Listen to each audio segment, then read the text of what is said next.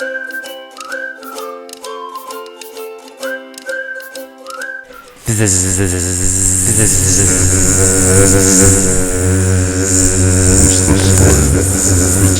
the Lord of the Flies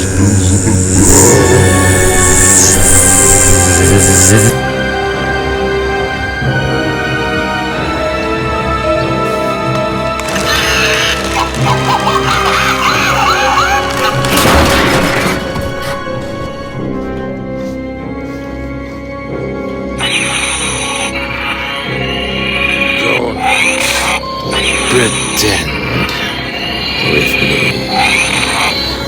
Jump. Run.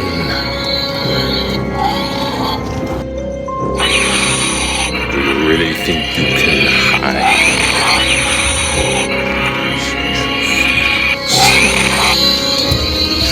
Just a big duck, aren't you?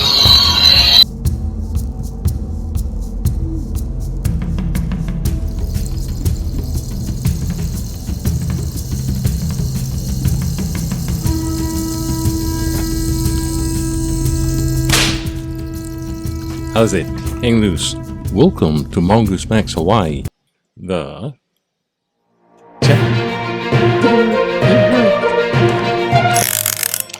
Yes, it worked. Okay, yay.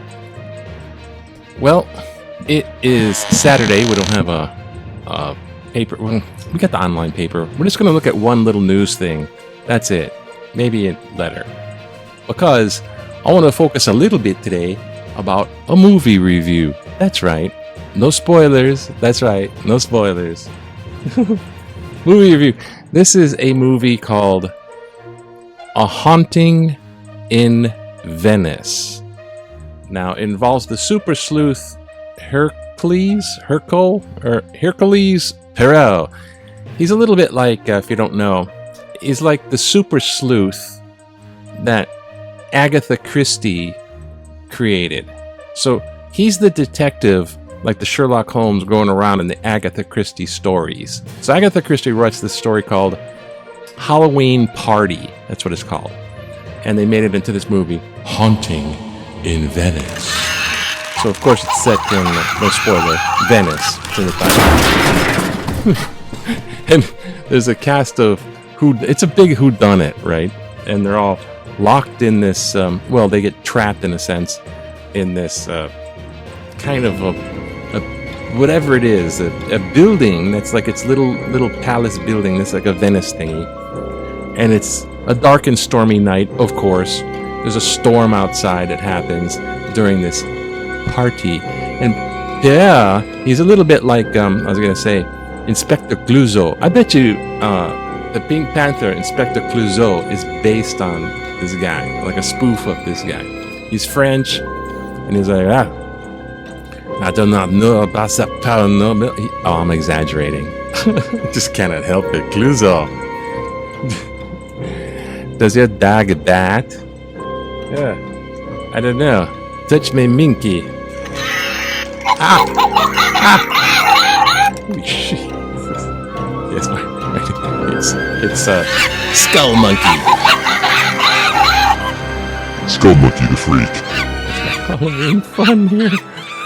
Okay, so they're addressing basically the paranormal, and they're addressing the whodunit with the supreme logic of ditch my minky.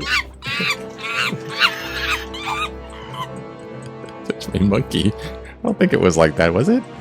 Okay. So here's the different okay, so they're in this they get invited to this thing and this place, and they go there, and then the storm starts to hit, so they get trapped. And when they're invited there, that's all, folks. The Poirot is traveling with this writer who made Poirot famous in the Poirot world. He made him a she made him a big detective, and because she wrote about one of his cases, and now she needs a new book. See, everybody has a motive and everybody is suspect of murder and who done it, right? So her little thing is she's got a book and she needs a new big seller. So she kind of orchestrates inviting him to the place where a mysterious death occurred, and it all involves this paranormal. Every place has the tragic story, so this place is tragic story, right? And a bunch of little kids, and they're left there's a bunch of little kid ghosts, right? And they hate the doctors and the nurses. It's the curse of the children, right? So everyone just watch out for the. And then it's owned by this lady, and there's the gold digger boyfriend who's got a motive, and there's the policeman that was there when she initially died. Ooh, he knows too much. And then there's Sid Barrett, the ex-singer from Pink Floyd, who went crazy. And then there's the doctor, the war doctor. And then there's Bill Buford from Yes. And then there's the little creepy kid. Could have been him. He had a bottle of pills. That's very suspicious for kitten. He was the son of the war doctor. And everybody, it's right after World War II, so everybody has PTSD. The war doctor has PTSD. Jim Morrison has PTSD. And Dr. Ken, and I don't know, he's a little bit like Skull Monkey, right? And we have the person who is the war veteran, the keeper, the writer, the policeman. Geez, everybody's just like, could have been anybody. Because what happens is they go look for this, and the seance lady, right? The unholy woman. She's very unholy. She had no holes, honestly. She was just without holes. She was unholy. So when she comes in here, she does the seance, and it's creepy. She had the boatman that looks like out of Eyes Wide Shut. They start having masks because it's Halloween, and it's dark, and there's a bunch of little kids that are invited to this Halloween kid party, bobbing for apples and everything. And they told the story of the Curse of the Children, and then it goes on from there, right? It's very rich. You see Venice. It's after World War II, so it's like 1947. So it's kind of like this old-timey Venice kind of thing.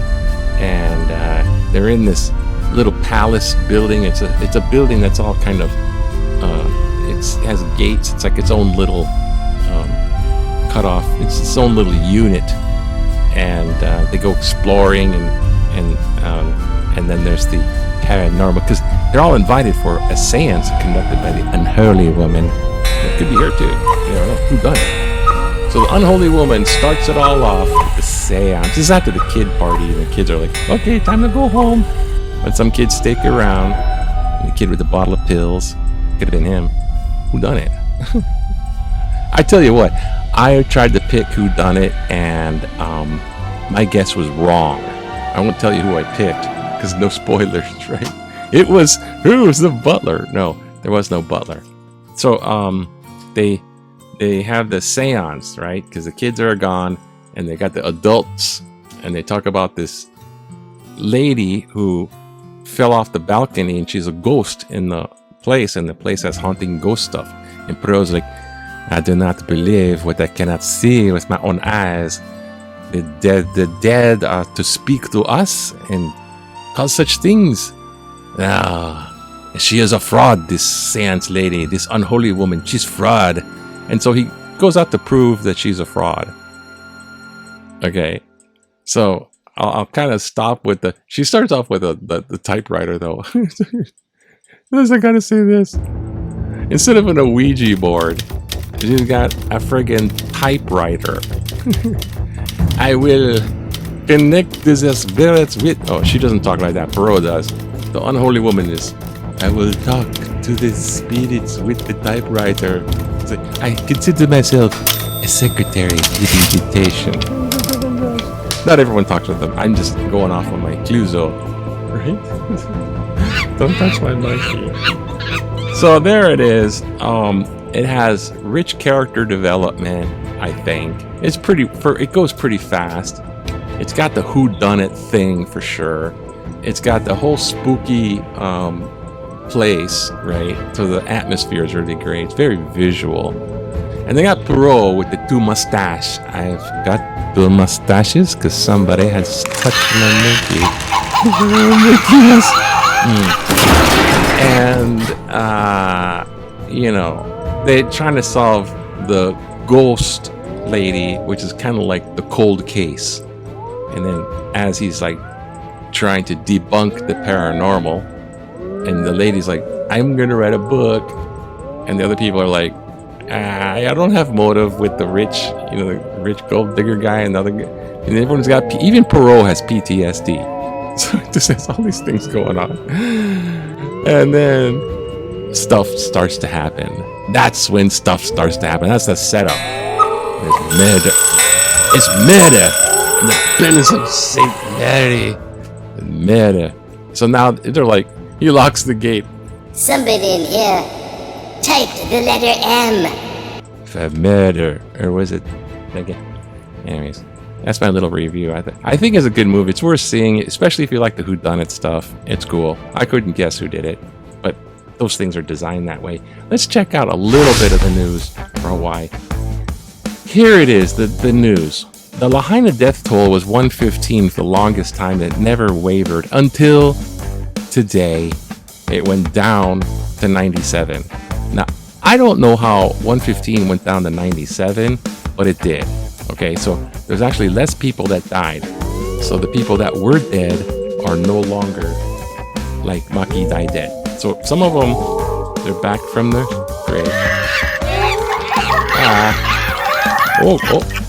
So just like Haunting in Venice, who we think is dead is maybe not like dead. It's kind of spooky. I don't know. That fire was such a horrendous wind thing. So much wind, high winds, and there was flames being blown around like a bellows of a torch in flames, and utter chaos, and people couldn't get out of Lahaina, jumping out of cars into the ocean. That no wonder they couldn't really count. They get their count right. Oh, look, political cartoon. GOP repent, the end is near. Mitt Romney. I guess he's turncoating. How about one little letter, then we'll go. Okay. What will future hold for population of Oahu? What is in store for Oahu drivers in the year 2100?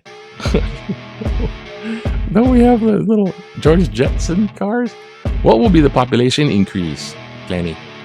Will we see double decking on H1? No on-street parking, a limit to the number of cars per family, an ocean of highway off our southern coast with space for restaurants and fishing, multiple lanes for all our country roads, only clustered high-rise structures for land developments, no additional single-family housing projects. Any baby born today will be 77 years old in 2100. Thanks for the math. Will life expectancy increase to 87 years? Aloha no, y'all. Gilbert Horita.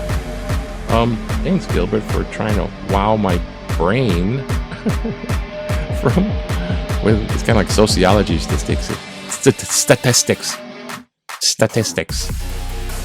Anyways, I'm not wowed. Yeah, population increases like this. But the dead shall rise and live again. As Poirot was talking about, I do not know. See, he never figures out. That's what's kind of cool. He doesn't debunk paranormal 100%, though he kind of says that through the whole thing. But he doesn't really debunk it. But he does solve the case. And he says, we must live in time. We must live with our own ghosts. We must learn to make peace with them. That's it. Aloha. Bye now. Okay, stop now. Okay, bye. Oh, yes. Oh, hey, Poirot. Don't touch me, monkey. Aloha. Aloha to you. Aloha.